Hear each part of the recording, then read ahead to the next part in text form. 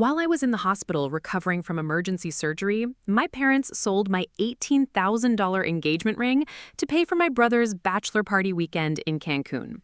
When I discovered what they'd done and heard their justification, I realized my entire family had been using me as their personal ATM for years. What happened next destroyed every relationship I thought I could trust, but it also set me free in ways I never expected. The plan was supposed to be simple. Go in for what Dr. Castellanos called a routine procedure, gallbladder removal, laparoscopic, minimally invasive. 2 small incisions, home the same day, back to work within a week. That's what everyone kept telling me.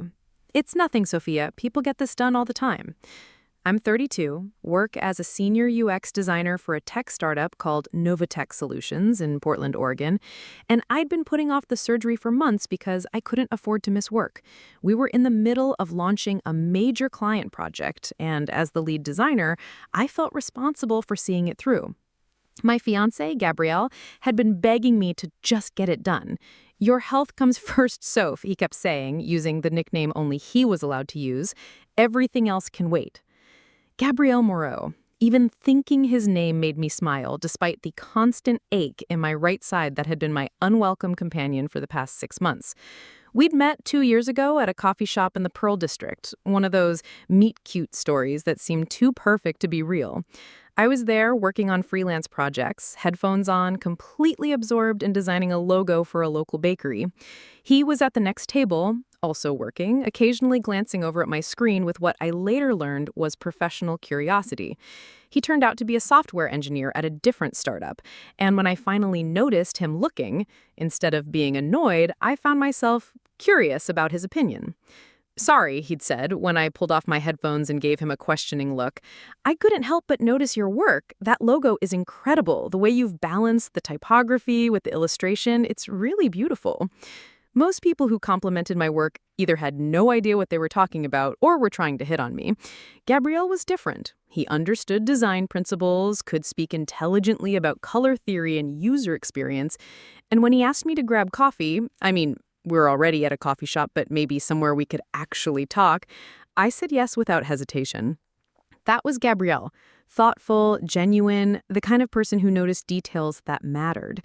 When he proposed 6 months ago on a hiking trail overlooking the Columbia River Gorge, he'd chosen a spot where we'd had our 3rd date, a place where I'd told him I felt most like myself. The ring he slipped onto my finger was a vintage Art Deco piece that had belonged to his grandmother Celeste, a 2-carat emerald-cut diamond set in platinum with delicate millgrain detailing. Not just expensive, but irreplaceable. It was the kind of ring you saw in antique stores and museums, the kind that carried stories and love across generations. "My grandmother always said this ring would find its way to the right person," Gabrielle had told me as I stared at it through tears. "The moment I met you, I knew she was right." The ring was appraised at $18,000, but its real value was immeasurable. It represented not just Gabrielle's love for me, but his family's acceptance of me, their trust that I would honor the legacy it carried. I wore it every day except when I was doing messy design work or, apparently, going to medical appointments. So I finally scheduled the surgery for a Thursday in March. Gabrielle would drive me to Portland General Hospital, wait during the procedure, and take me home that afternoon. We'd ordered groceries for recovery foods, bone broth, crackers, ginger tea, all the bland things Dr. Castellanos recommended. Gabrielle had set up a cozy recovery station on our couch with extra pillows, soft blankets, and a little side table for water and medications. We'd even picked out a few movies to binge watch while I healed. Comfort films like The Princess Bride and Paddington, nothing too intense or dramatic. He'd taken the whole week off, despite my protests that it wasn't necessary.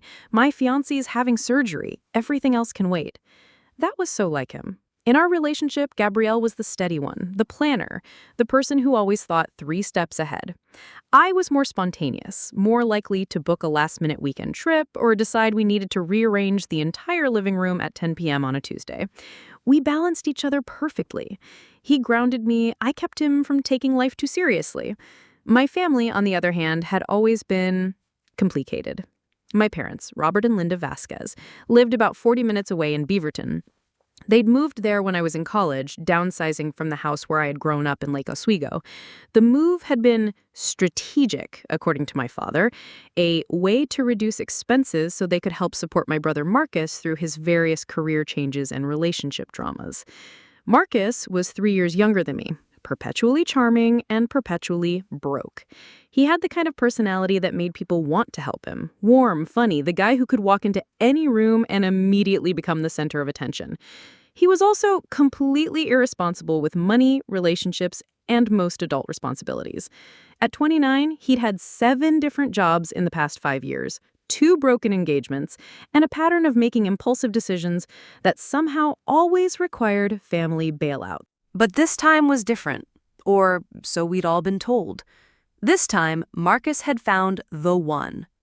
Her name was Brittany Chen, and she was a nurse practitioner who somehow managed to see past Marcus's financial chaos to the genuinely good heart underneath.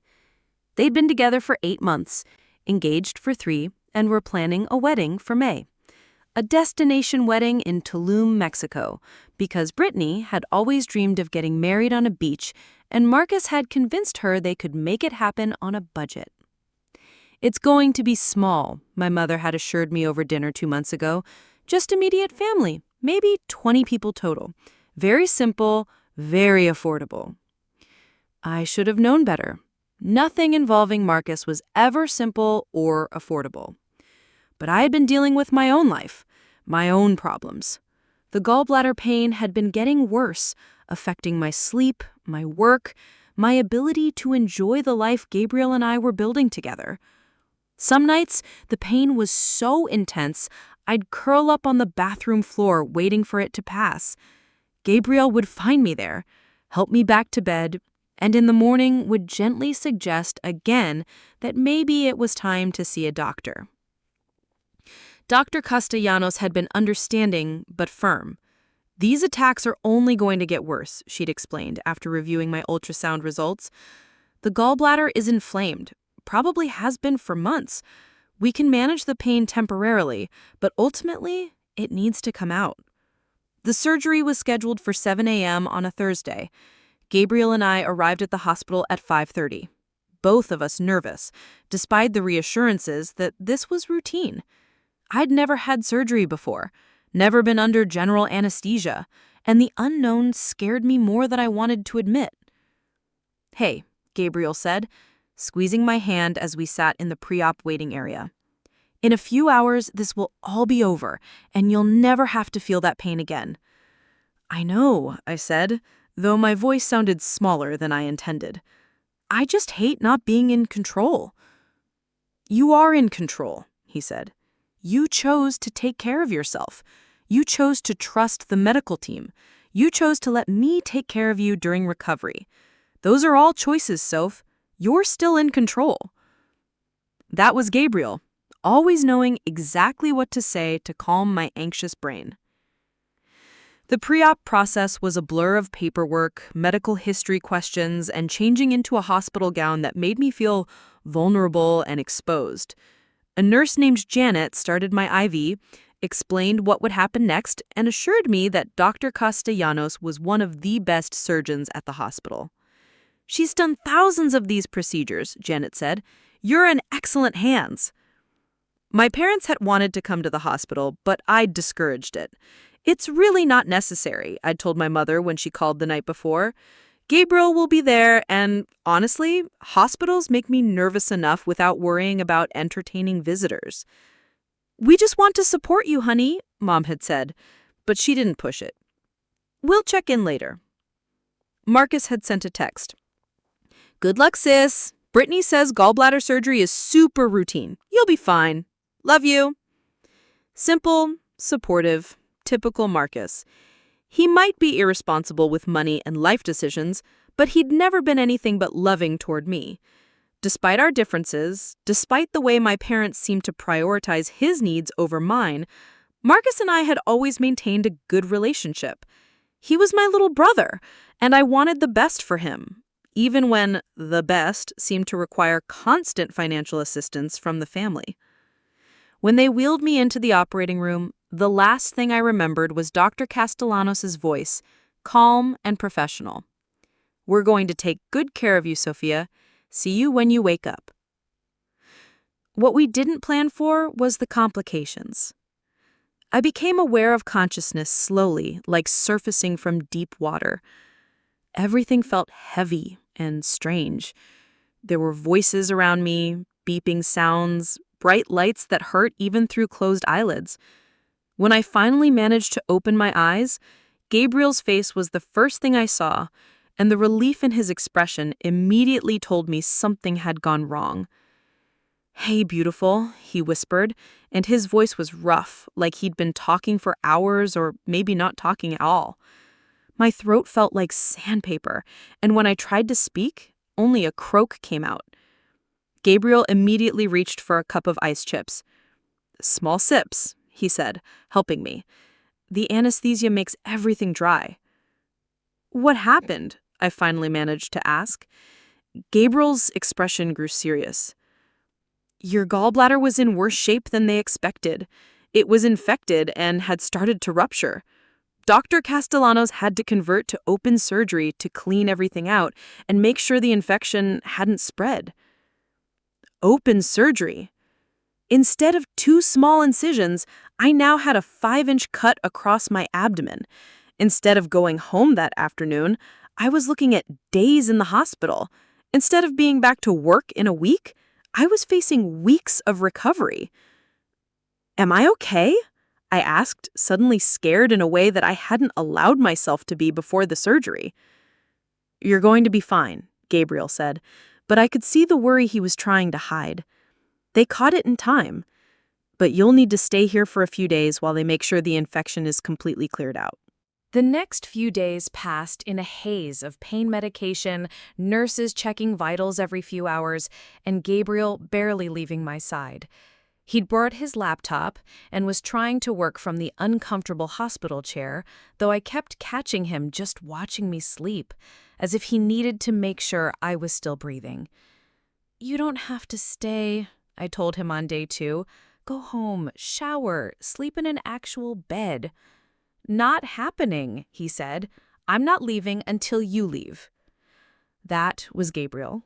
Loyal to a fault, protective in the best possible way. My parents visited on day 2, and the visit felt strange in a way I couldn't quite articulate. They seemed uncomfortable, fidgety, like hospitals made them nervous. My mother kept checking her phone, and my father made awkward small talk about the weather and my job and whether the food was edible. "You look good," Mom said, though I was pretty sure I looked terrible. "Color's coming back?" "How are you feeling, sweetheart?" Dad asked, but he was already glancing toward the door. "Tired," I said, "but better." That's good. That's good." Mom kissed my forehead. "We'll let you rest. Don't want to overstay our welcome." They stayed maybe 20 minutes, which felt both too long and not long enough. After they left, Gabriel raised an eyebrow. "That was weird, right?" he said. "My parents don't do well with medical stuff," I said. Though even as I said it, I realized that wasn't entirely true. When Marcus had broken his leg skiing 2 years ago, they'd practically moved into his hospital room. Marcus didn't visit at all, but that was unusual. We weren't particularly close in terms of day-to-day contact, and he lived across town with Brittany. According to the family group text thread I'd been sporadically checking, they were deep in wedding planning chaos. Just that morning, Marcus had sent a series of messages about menu tastings and flower arrangements, and some drama with the wedding planner about upgraded packages they hadn't budgeted for. "Brittany's stressed about the centerpieces," one text read.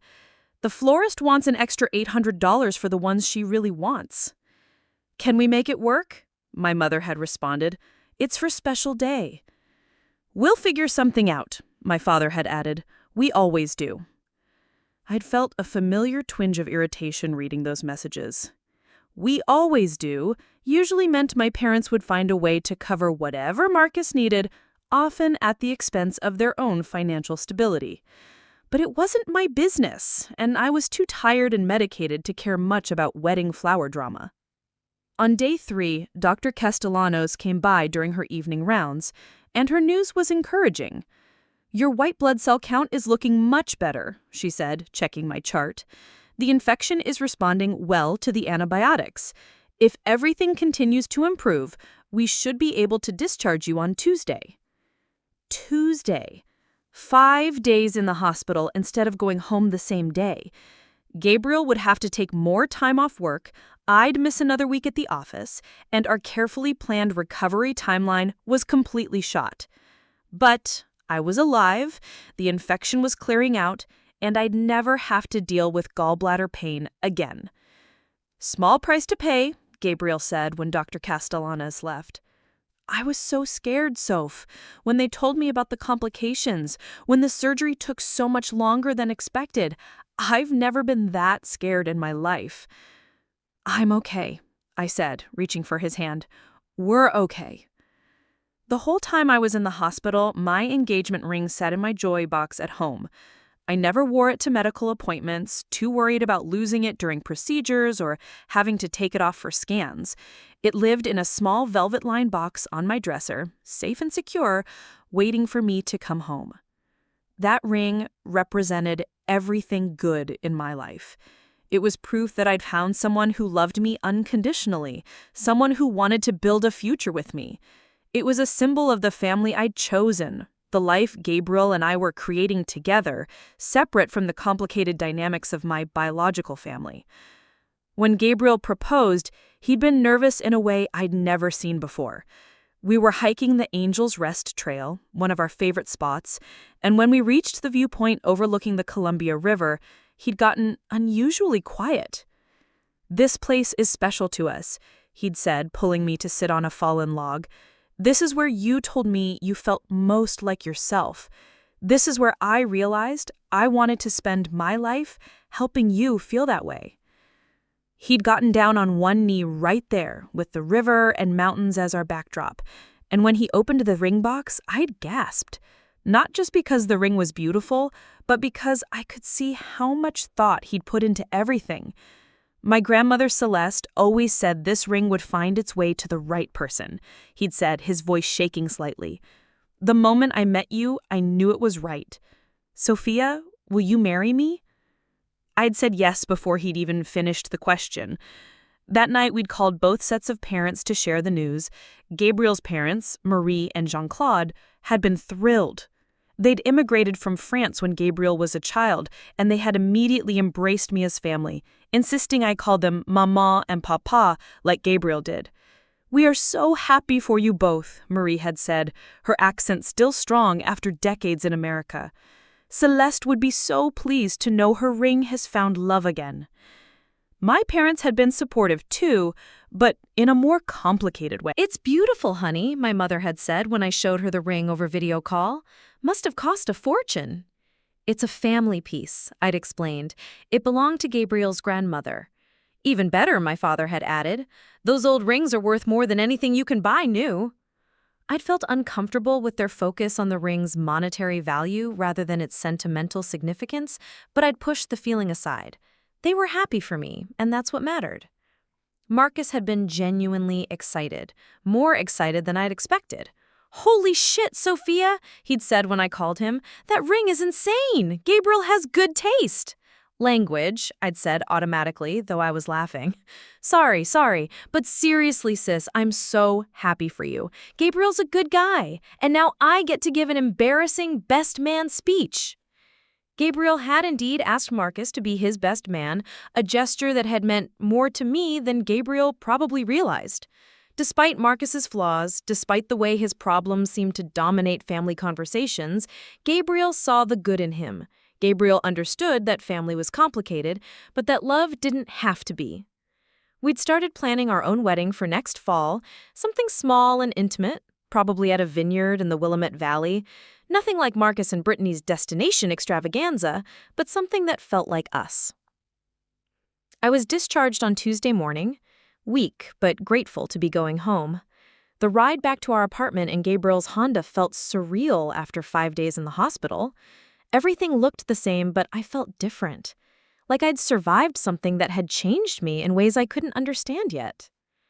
Gabriel helped me up the stairs to our second-floor apartment, his arms steady around my waist as I took each step slowly. The incision site was still tender, and I was under strict orders to avoid lifting anything heavier than a coffee mug for the next few weeks. "Welcome home," Gabriel said, unlocking our door. "Your recovery station awaits." He'd prepared everything perfectly. The couch was arranged with pillows and blankets. The coffee table held my medications, water bottles, and snacks. Fresh flowers, tulips, my favorite, sat on the side table, and I could smell something delicious coming from the kitchen. "You made soup?" I asked. "Mama's recipe," he said, looking pleased with himself. She insisted on dropping off enough food for a week. That was Gabriel's family. When someone they loved was hurting, they showed up with food and care and whatever else was needed. No drama, no conditions, just love. I settled onto the couch, already feeling more like myself just being in our space. Gabriel brought me tea and went to get his laptop so he could work nearby while keeping an eye on me. "I want to put my ring back on," I said suddenly. Something about surviving a medical scare made me want to feel normal again, to remind myself of our future together, to have that tangible symbol of love back where it belonged. "Of course," Gabriel said. "Want me to get it?" "I can manage," I said, though standing up from the couch took more effort than I expected. I made my way slowly to our bedroom, to the dresser where my jewelry box sat in its usual spot. Inside were my everyday pieces: earrings, a necklace my grandmother had given me, a bracelet Gabriel had bought me for my birthday. And in the center, in the small velvet compartment I designated as the ring's home, should have been the most precious thing I owned. But the compartment was empty. For a moment, I just stared, my brain refusing to process what I was seeing. The ring had to be there. I'd put it there myself before leaving for the hospital. I remember taking it off. I remember placing it carefully in the velvet-lined space. I remember closing the jewelry box. I opened every compartment, searched through every section of the box, even though I knew exactly where the ring should be. I looked on the dresser, on the floor around the dresser, in the drawer beneath the jewelry box. Nothing. My stomach dropped faster than any anesthesia had ever taken me under. "Gabriel!" I called, and my voice came out strange, higher than normal. "Yeah?" he called back from the living room. "Can you come here, please?" I heard him set down his laptop, heard his footsteps in the hallway. When he appeared in the doorway, he immediately knew something was wrong. "What is it?" he asked, crossing to me quickly. "My ring," I said, pointing at the empty jewelry box. "It's not here." Gabriel looked at the box, then at me, then back at the box. "Maybe you put it somewhere else. Maybe you were rushing that morning and—" "No," I said, shaking my head. "I remember putting it here. I always put it here." We searched the entire bedroom together. We looked in every drawer, under the bed, in the laundry hamper, in places that made no logical sense. We searched the bathroom, the kitchen, the living room. Gabriel even checked his car, thinking maybe I'd taken it off there and forgotten. Nothing. "Okay," Gabriel said finally, sitting on the edge of the bed. "Let's think about this, logically. When did you last see it?"